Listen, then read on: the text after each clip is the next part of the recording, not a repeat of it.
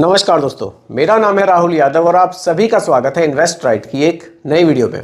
दोस्तों, आज की वीडियो एसबीआई के एक म्यूचुअल फंड के ऊपर होने वाली है। हमारे चैनल पर एक व्यूअर हैं, एक सर ने कमेंट किया था कि सर एसबीआई के एक कॉन्ट्रा फंड के बारे में बताइए। तो आज की वीडियो में एसबीआई कॉन्ट्रा फंड के बारे में डिटेल में समझेंगे, कैसा ये फंड है, कैसे इसके पास रिटर्न्स है और अगर हम इस फंड में पैसे को इन्वेस्ट करते हैं तो फ्यूचर में कितना पैसा यहाँ से बन सकता है। तो आप सभी लोग वीडियो को बहुत ही ध्यान से देखिएगा और समझिएगा, क्योंकि यहाँ एक चीज़ मैं आप सभी को समझाऊंगा बिल्कुल सिंपल भाषा में। आइए वीडियो को जल्दी से स्टार्ट करते हैं। और आपके मन में भी कोई कंफ्यूजन हो किसी फंड को लेकर तो बिल्कुल आप लोग भी कमेंट कर सकते हैं, अपना कंफ्यूजन दूर कर सकते हैं और अपनी इन्वेस्टमेंट जर्नी को चला सकते हैं। देखिए, मार्केट के बारे में भी मैंने एक दो वीडियो पहले बात करी थी कि देखिए मार्केट में अप एंड डाउन हमेशा लगे रहते हैं, इसको लेकर बहुत ज़्यादा पैनिक होने की ज़रूरत नहीं है। देखिए, मार्केट कंडीशन फिर से ठीक होने लगी है, ये सब मार्केट में हमेशा ही चलेगा। अगर आप लॉन्ग टाइम इन्वेस्टर हैं तो बिल्कुल इन चीज़ों से घबराने की ज़रूरत नहीं है। अपना जो इन्वेस्टमेंट है उसको कंटिन्यू रखिए, डिसिप्लिन में रखिए, आपको लॉन्ग टाइम में अच्छे रिटर्न्स म्यूचुअल फंड से मिलेंगे ही मिलेंगे। क्योंकि म्यूचुअल फंड के बारे में एक बहुत पुरानी कहावत है कि लॉन्ग टाइम में आदमी हो या फंड्स, ऊपर जाना तो तय है, इसलिए लगे रहिए। चलिए स्टार्ट करते हैं आज की वीडियो और बात करते हैं एसबीआई कॉन्ट्रा फंड के बारे में। सबसे पहले नाम मैं यहाँ लिख देता हूँ, SBI Contra fund. Contra fund, अब पहले समझते हैं कि कॉन्ट्रा फंड होते क्या हैं। देखिए, एसबीआई का लार्ज कैप भी है, मिड कैप भी है, स्मॉल कैप भी है, थीमेटिक भी है, काफ़ी सारे फंड्स हैं। कॉन्ट्रा फंड भी एक अलग से एक स्कीम आ जाती है। तो ये कैसे अलग है large cap, mid cap, small cap से, क्या इसमें अलग है? देखिए, कॉन्ट्रा फंड क्या होते हैं? जो पैसा हम इस फंड में इन्वेस्ट करेंगे ये अपने पैसे का मिनिमम 65% पैसा कहाँ इन्वेस्ट करेगा? मार्केट के ऑपोजिट इन्वेस्ट करेगा। मानकर चलिए एग्जाम्पल के लिए, अगर अभी कोई थीम काम नहीं कर रही है, कोई थीम अभी रिटर्न्स अच्छे नहीं दे रही है, मान लीजिए आप आईटी सेक्टर के रिटर्न्स, एग्जाम्पल के लिए बोल रहा हूँ, अभी अच्छे नहीं है, तो कॉन्ट्रा फंड क्या करेगा? आईटी सेक्टर्स के स्टॉक्स में ज़्यादा पैसा इन्वेस्ट करेगा, क्योंकि उसको फंड मैनेजर को ऐसा लगता है कि ये स्टॉक्स आगे जाकर अच्छे रिटर्न्स दे सकते हैं। क्योंकि मार्केट में देखिए हमेशा ही अप एंड डाउन चलता है। अगर आज आईटी सेक्टर के शेयर्स डाउन हुए हैं तो हमेशा डाउन नहीं रहेंगे। आने वाले 5 साल में, 2 साल में, 10 साल में स्टॉक्स बढ़ सकते हैं, लेकिन जब वो बढ़ेंगे तो रिटर्न्स भी बहुत ज़बरदस्त हमें मिलेंगे। तो यही कॉन्ट्रा फंड की थीम है कि ये मार्केट के ऑपोजिट निवेश करता है। कितना? मिनिमम 65% पैसा। इस फंड में उन्हीं लोगों को इन्वेस्ट करना चाहिए जो ज़्यादा रिस्क लेने के लिए तैयार हैं। ऐसा ना हो कि मार्केट कंडीशन, देखिए अप एंड डाउन मार्केट में चलता है, ये तो बहुत जल्दी घबरा जाएं। और वैसे भी आप किसी भी फंड में इन्वेस्ट करें तो थोड़ा सा वेट तो करना चाहिए मार्केट में, बहुत जल्दी यहाँ पर आपको जल्दबाजी नहीं करनी चाहिए। तो चलिए इसके बारे में और डिटेल में चर्चा करते हैं। फंड साइज़ की बात करूँ, 25,325 करोड़। देखिए फंड साइज़ बहुत बड़ा है, काफ़ी पैसा लोगों ने इस फंड में इन्वेस्ट किया भी हुआ है। एक्सपेंस रेशियो की बात करूं, बहुत सही है, 0.67% का एक्सपेंस रेशियो है। डायरेक्ट प्लान्स में काफ़ी बढ़िया एक्सपेंस रेशियो हमें देखने को मिलता है। होल्डिंग्स पर आ जाते हैं। देखिए, पैसे का जो डाइवर्सिफिकेशन है वो यहाँ भी लार्ज कैप, मिड कैप और स्मॉल कैप में ही किया जाएगा। लार्ज कैप में फंड मैनेजर उन्हीं कंपनियों को ढूंढेंगे जिनका प्रदर्शन फिलहाल अच्छा नहीं है, लेकिन आगे चलकर हो सकता है। ठीक इसी तरह मिड कैप में और इसी तरह स्मॉल कैप में। तो देखते हैं किस किस तरह से डाइवर्सिफिकेशन किया गया है।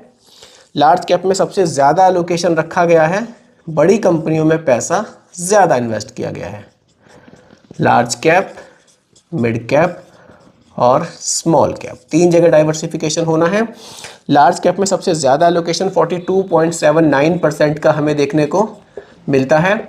मिड कैप में 29.64% का और स्मॉल कैप में 15.09% का एलोकेशन हमें देखने को मिलता है। होल्डिंग्स को अगर आप कंपनी वाइज देखें तो सबसे ज़्यादा पैसा निफ्टी 50 में इन्वेस्ट किया गया है, स्टेट बैंक ऑफ इंडिया में इन्वेस्ट किया गया है, गेल में किया गया है, एचडीएफसी बैंक में इन्वेस्ट किया गया है। तो ये टॉप के फंड्स हैं जिनमें होल्डिंग सबसे ज़्यादा इस फंड की है। अगर सेक्टर वाइज आप देखें तो सबसे ज़्यादा होल्डिंग्स फाइनेंस सेक्टर में ये फंड कर रहा है। उसके बाद एनर्जी में, टेक्नोलॉजी में, इस तरह से डाइवर्सिफिकेशन यहाँ पैसों का किया गया है। तो काफ़ी बढ़िया तरह से डाइवर्सिफिकेशन किया गया है पैसों का। अगर मैं रिटर्न्स की बात करूँ, लास्ट के 5 ईयर्स में 25% से भी ज़्यादा के रिटर्न्स इस फंड ने जनरेट किए हैं। अगर थोड़ा लॉन्ग टाइम की बात करूँ, लास्ट के 10 ईयर्स के रिटर्न्स की बात करूँ तो 7-8% के रिटर्न्स इस फंड ने जनरेट किए हैं। 20% से भी ज़्यादा के रिटर्न्स लास्ट के 10 ईयर्स में इस फंड ने बनाकर हमें दिए हैं। तो अगर आप इस फंड में आज से 10 साल पहले अगर आपने 1 लाख रुपए, यहाँ एग्जाम्पल रख लेते हैं, एग्जाम्पल, अगर आपने 1 लाख रुपए 10 साल पहले इस फंड में इन्वेस्ट किए होते, क्योंकि अभी से 10 साल का जो रिटर्न है वो लगभग 20% से भी ज़्यादा 21% के आसपास का मिला है। अगर हम 20% पर भी कैलकुलेशन करते हैं तो देखते हैं कि 1 लाख रुपए की वैल्यू आज की डेट में क्या बन गई होती। और अगर यही रिटर्न्स आगे भी कंटिन्यू रहते हैं और हम अगले और 10 साल तक पैसे को होल्ड करते हैं तो फिर कितना पैसा जनरेट किया जा सकता है। लमसम की बात कर रहा हूँ मैं, 1 लाख रुपए 20% के रिटर्न्स पे रख रहा हूँ, 20% से ज़्यादा ही मिला है, मैं 20% रख रहा हूँ। और 10 साल आज से, क्योंकि 10 साल पहले की हम बात कर रहे हैं, अगर आज से 10 साल पहले किसी ने 1 लाख रुपए इन्वेस्ट किया होता तो जो वैल्यू है वो बन गई होती 6.19 लाख। आज की डेट में 1 लाख की वैल्यू 6,19,000 बन गई होती। अगर अभी इस पैसे को और 10 साल होल्ड किया जाए और रिटर्न्स हमें 20% के ही मिलते हैं तो ये जो वैल्यू है 1 लाख रुपए की वो बन जाएगी कितनी? वो बन जाएगी 38,33,000 रुपये, 38.33 लाख। SBI के इस फंड से आप 1 लाख रुपए से 38 लाख रुपए तक की वैल्यू बना सकते हैं। मैजिक नहीं है, सिर्फ कैलकुलेशन है। समझने वाली बात है, समझिए कैसे। देखिए, अगर आप आज से भी 1 लाख रुपए का लमसम इस म्यूचुअल फंड में करते हैं, मैंने पास्ट के 10 ईयर्स के रिटर्न्स जोड़े हैं और नेक्स्ट 10 ईयर्स के रिटर्न्स जोड़े हैं। अगर आप अभी से इन्वेस्ट करते हैं तो आप नेक्स्ट 20 ईयर्स के लिए अपने पैसे को इन्वेस्ट करते हैं और आपको 20% का रिटर्न्स मिलता है इन फ्यूचर, जैसा कि हमें पास्ट में मिला है, तो उस 1 लाख रुपए की वैल्यू 38,33,000 रुपए तक बन सकती है। ये कैलकुलेशन है, मैजिक नहीं है। कुछ लोग कमेंट करते हैं कि सर बहुत जल्दी पैसा ऐसे कैसे जंप ले जाता है। देखिए दोस्तों, ये कंपाउंडिंग की पावर है। कंपाउंडिंग को इसीलिए अजूबा नहीं कहा गया है, ये वाकई एक अजूबा है। अगर आप लॉन्ग टाइम तक अपने पैसे को इन्वेस्ट रखते हैं तो बिल्कुल ये कंपाउंडिंग इसी तरह से काम करती है, पैसे को बहुत तेज़ी से बढ़ाती है। इन चीज़ों को समझने के लिए बिल्कुल इन्वेस्टमेंट आपको एक बार ज़रूर करना होगा, तभी रिटर्न्स अच्छे बनेंगे, तभी आपको यहाँ विश्वास होगा म्यूचुअल फंड में कि हाँ वाकई यहाँ पैसा बनता है। म्यूचुअल फंड इन्वेस्टमेंट है वो सब कुछ मार्केट के रिस्क पर डिपेंड है। मार्केट का रिस्क अगर आप झेल सकते हैं, अगर आपके रिस्क टॉलरेंस अच्छी है, तभी आप म्यूचुअल फंड में इन्वेस्ट करें। क्योंकि देखिए, मार्केट का जो जोखिम है वो बिल्कुल यहाँ रहेगा, क्योंकि पैसा हमारा स्टॉक मार्केट में इन्वेस्ट होता है।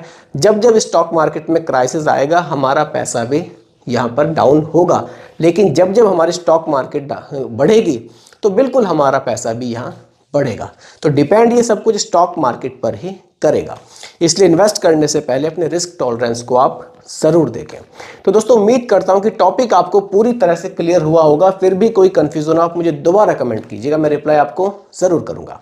बाकी दोस्तों, रिकमेंडेशन ये नहीं है, एजुकेशनल पर्पस वीडियो आप लोगों के लिए बनाया गया है। वीडियो कैसी लगी कमेंट में ज़रूर बताइएगा, पसंद आई हो तो लाइक शेयर भी कीजिएगा, और मेरे चैनल पर अगर आप नए हैं इसको भी सब्सक्राइब आप ज़रूर कीजिएगा। नमस्कार।